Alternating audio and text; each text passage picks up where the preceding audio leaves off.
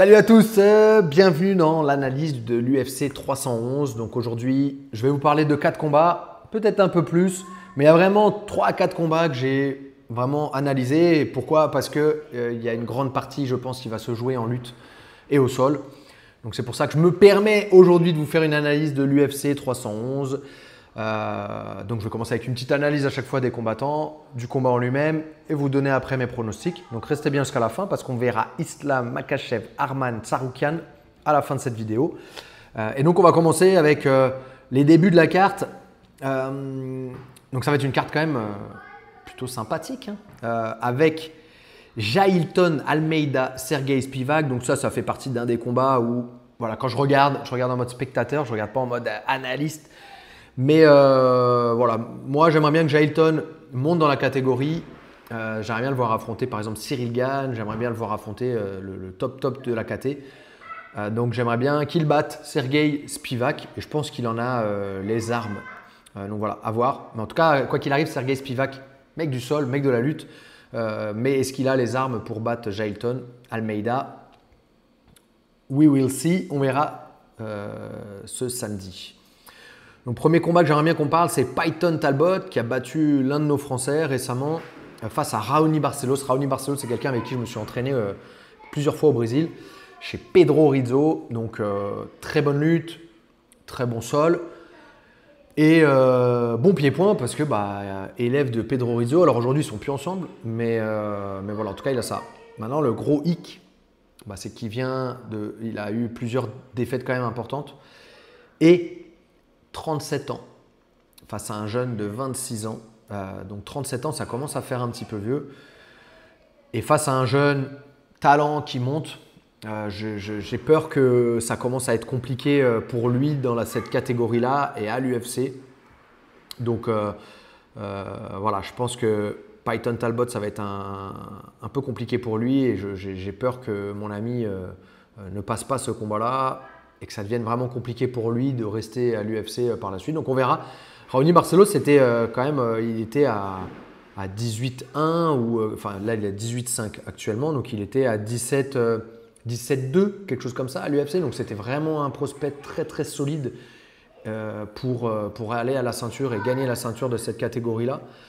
Mais voilà, malheureusement il y a eu l'âge, malheureusement aussi, au moment où il est parti de chez Pedro Rizzo, je ne suis pas sûr que ça a été un bon choix, mais bon. Après, voilà, à voir. Donc, je pense que la jeunesse, le 9-0 de Payton Talbot va être celui qui va gagner ce combat-là. Ensuite, on a Kevin Holland face à Reinier de Ridder. Reinier de Ridder, donc c'est un mec qui fait beaucoup de sol en MMA. Mais encore une fois, lui, c'est pas quelqu'un que j'ai beaucoup vu. Il combattait au One FC. Mais quoi qu'il arrive, ce combat-là va être beau. Kevin Holland, c'est toujours voilà, un peu de trash talk, ça parle un peu de mouvement spectaculaire. Donc ça va être un beau combat. Je ne vais pas me prononcer sur celui-là, je ne connais vraiment pas assez. Je n'ai pas assez observé ces deux-là, mais ça va être un combat à regarder. Voilà, Reinier de Ridder, hollandais, face à l'américain Kevin Holland. On arrive sur les combats dont j'aimerais vous parler. Donc Beneil Dariush face à Renato Moicano. Encore une fois, quand Renato Moicano il a été annoncé face à Benoît Saint-Denis, je disais déjà que ce n'était pas un cadeau pour Benoît Saint-Denis. Parce que 1m80, 1m80, alors là je vois que Beneil Dariush il fait 1m78, donc déjà ça m'étonne parce que quand je les vois les deux côte à côte, on n'a vraiment pas l'impression qu'il fait juste 2 cm en moins. Il y a peut-être une erreur là-dessus, mais je pense que Renato Moicano c'est vraiment une galère à gérer en pied-point et au sol du fait de sa taille. Et surtout depuis qu'il est monté, donc il est dans cette catégorie-là, il est vraiment fort. Ça sent on sent qu'il mange bien, quoi. On sent qu'il est beaucoup moins en galère qu'avant. Donc je pense que, alors Dariush a beaucoup plus, je pense, à mon sens, de sol que Benoît Saint-Denis. Beaucoup plus de sol techniquement, beaucoup plus d'expérience au sol. Beaucoup plus aussi de compréhension du MMA aussi, je pense. Et je ne pense pas que Renato Moicano va réussir à le contrôler autant qu'il a réussi à contrôler Benoît Saint-Denis. Mais je pense qu'il va avoir des moments clés, par exemple peut-être des fins de round où il va réussir à peut-être ramener Dariush au sol et réussir à mettre quelques coups de coude, à réussir à créer des dommages à Dariush. Je pense qu'il va y avoir ça. Son jab, bon, je pense qu'il va dominer Dariush. Ça va être un combat difficile pour lui, bien évidemment, mais je pense qu'il va quand même réussir à dominer et avoir des moments clés dans le combat où il va créer des dommages et dominer Dariush. Donc je pense qu'il va réussir à passer ce combat-là.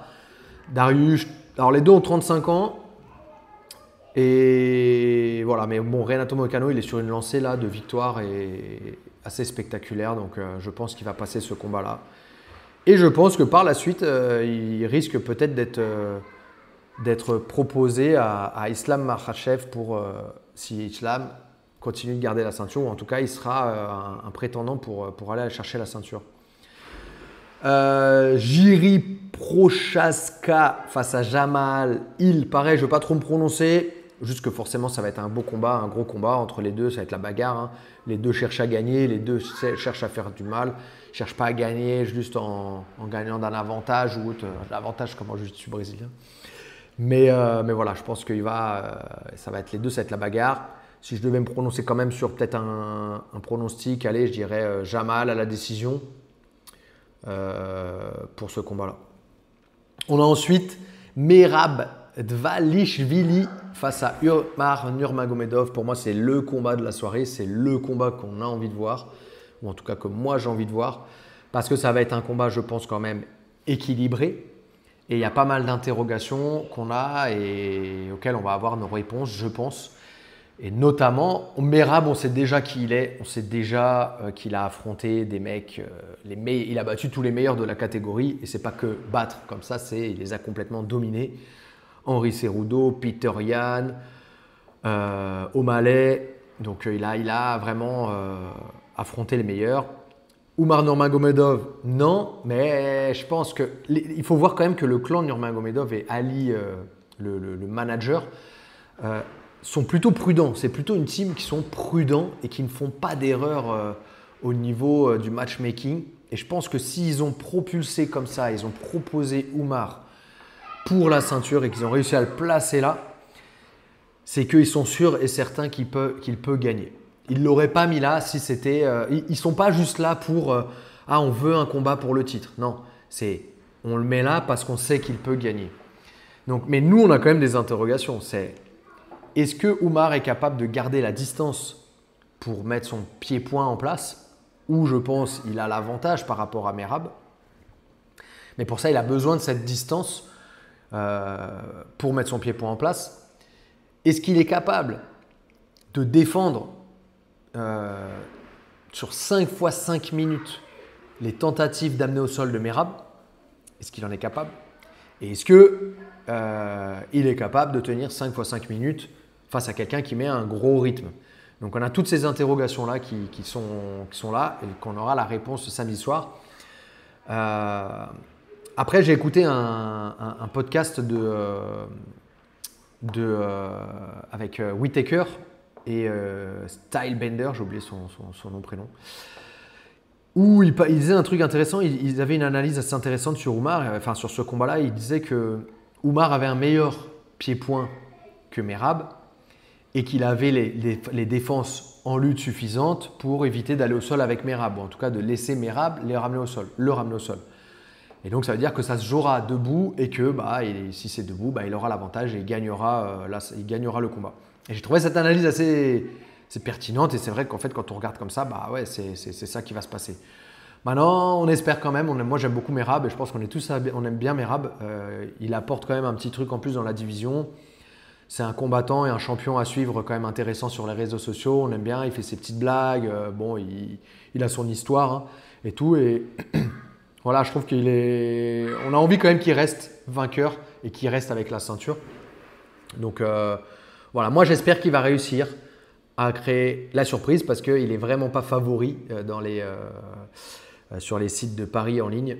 Et voilà, j'espère qu'il va réussir à créer la surprise et à garder sa ceinture. Ce serait magnifique.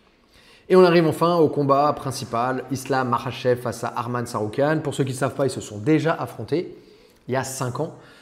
Et c'était lors des débuts. Alors, je ne sais pas si c'était le début d'Islam Makhachev, le premier combat de Islam à l'UFC.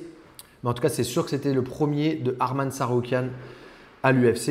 Et depuis, il y en a un qui est monté, qui a pris la ceinture, qui a fait des défenses de titre.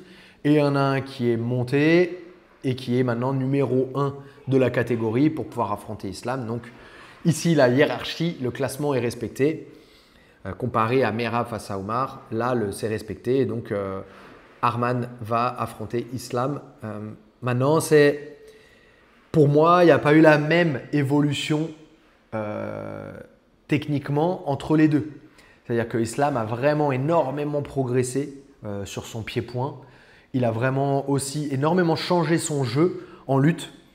Une lutte… je dis ça après, il a vraiment adapté quand même sa lutte par rapport aux combattants qu'il a affrontés. Et c'est vrai que… En tout cas, il a fait des gros combats, il a fait des grosses guerres. Il a été capable, à chaque fois qu'il a eu besoin, de ramener le combat au sol. Est-ce que face à Arman, il va aller chercher de la lutte ou est-ce qu'il va faire la même chose que la dernière fois, le laisser rentrer pour chercher à le contrer? Je pense que c'est ce qu'il va chercher à faire parce que la dernière fois, Arman a tenté d'amener au sol. Alors, il y en a qui disent il l'a ramené au sol. Pour moi, ce n'est pas ramené au sol, il ne l'a jamais vraiment contrôlé au sol. Islam n'a pas accepté d'être au sol alors que Islam a réussi à le ramener au sol en fin de combat parce que Arman a vraiment accepter d'être au sol et accepter de faire le jeu dos au sol. Islam à aucun moment accepté. Il y a un moment où ses fesses ont touché le sol, mais à aucun moment il a été mis au sol. Donc moi je pense que Arman n'a pas assez évolué en parallèle d'Islam pour pouvoir aujourd'hui gagner la ceinture, gagner d'Islam. Mais attention, on a vu qu'il est capable de sortir des techniques un peu, peut-être de l'espace ou des techniques un peu, on va dire, pas académiques, et qui peuvent peut-être surprendre Islam. Mais Islam, je le vois, c'est quand même un combattant très prudent, qui garde une distance avec son adversaire, qui fait que son adversaire, en fait, il garde une distance, il feinte. En fait, il donne envie à l'adversaire de déclencher. Quand il déclenche, lui, il contre, et soit il reste debout, soit il ramène au sol. Face à Arman, je pense que c'est ce qu'il va chercher à faire. Il va chercher à faire que Arman, donc soit cherche à boxer, mais comme il a cette distance pour le voir arriver, il va contrer. Je ne pense pas qu'il va chercher à le ramener au sol, en tout cas pas au début du combat, mais peut-être fin des rounds à chaque fois pour marquer un peu plus de points. Mais il va le laisser rentrer, donc soit pour boxer, il va le contrer, soit pour boxer, essayer et rentrer dans les jambes, et lui, il va essayer de le contrer dans le scramble, revenir au-dessus et gagner le combat. Voilà. Moi, je pense qu'Islam va garder sa ceinture samedi soir. Maintenant, attention, ne pas sous-estimer quand même Arman Tsarukyan, qui a l'air quand même d'être très tranquille à l'approche de ce combat-là et qui va mettre, je pense, un gros rythme aussi sur 5 x 5 minutes. Mais Islam est capable de fatiguer ses adversaires sans trop faire de choses, en restant juste à distance. Voilà, parce qu'il faut aller le chercher, Islam, il faut aller le chercher et c'est une galère à aller chercher. Voilà, donc je pense qu'Islam va gagner ce combat-là. Et après, est-ce qu'il va chercher la ceinture du dessus ou pas, comme il est en train de le dire un petit peu? On verra. Voilà, n'hésitez pas à mettre dans les commentaires vos pronostics. Puis on se fera une petite analyse à l'après l'UFC. Peut-être avec quelqu'un, peut-être que je serai accompagné de quelqu'un pour pouvoir parler de tout ça. Donc mettez-moi ça dans les commentaires, vos pronostics, savoir qui va gagner. Vous êtes d'accord, pas d'accord? Vous pensez que non, Arman…